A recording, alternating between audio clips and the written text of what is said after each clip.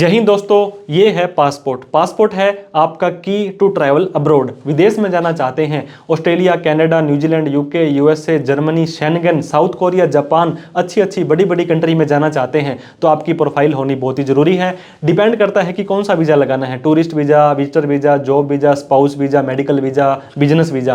तो जैसा भी आपका वीज़ा हो, लेकिन आपकी ओवरऑल प्रोफाइल बहुत ही बेस्ट और बढ़िया होनी चाहिए, जिसके ऊपर हमने डिटेल में वीडियो बना रखी है कि आप अपनी प्रोफाइल कैसे बनाएं। दोस्तों, प्रोफाइल के इस सीरीज में हम आपको बताने वाले हैं कि आप अगर एक बिजनेसमैन हैं और बाहर घूमने जाना चाहते हैं किसी बड़ी कंट्री में, तो आपकी प्रोफाइल कैसी होनी चाहिए, क्योंकि आप अपनी जो आईटीआर भरेंगे इनकम टैक्स रिटर्न की, वो आप अपने बिजनेस की इनकम दिखा देंगे। लेकिन ऐसा तो होता नहीं है कि आपने बिजनेस की इनकम दिखा दी और उसका क्रॉस वेरिफिकेशन या जस्टिफिकेशन आपने ना दिया हो।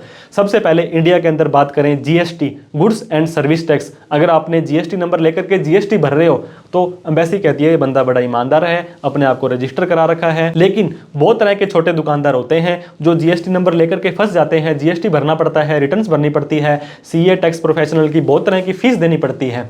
तो हम बात करेंगे दोस्तों, अगर आप जीएसटी नंबर ले लेंगे तो बढ़िया है, नहीं ले पा रहे हैं तो एमएसएमई, क्योंकि आपको पता होगा 20 लाख रुपए तक की सर्विस, 40 लाख रुपए तक की सेल, और सेल और सर्विस दोनों है तो 20 लाख रुपए तक अगर आपकी एक साल के अंदर क्रॉस नहीं होती है तो जीएसटी की आपको जरूरत नहीं है। आप ये मेंशन कर सकते हैं कवर लेटर पर कि मुझे जीएसटी नंबर की जरूरत नहीं है क्योंकि मेरी टर्नओवर इतनी ज्यादा नहीं है। ज्यादा तो है लेकिन इतनी ज्यादा नहीं है। अगर आप जीएसटी नहीं लेना चाहते हैं तो सबसे पहले है उद्यम रजिस्ट्रेशन, जिसे कि एमएसएमई सर्टिफिकेट बोलते हैं।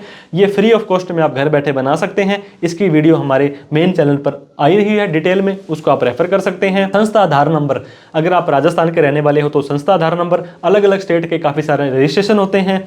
कुछ खाने पीने की चीज अगर आप दे रहे हो तो फूड लाइसेंस ले सकते हो। इंपोर्ट एक्सपोर्ट का काम है तो इंपोर्ट एक्सपोर्ट कोड ले सकते हो।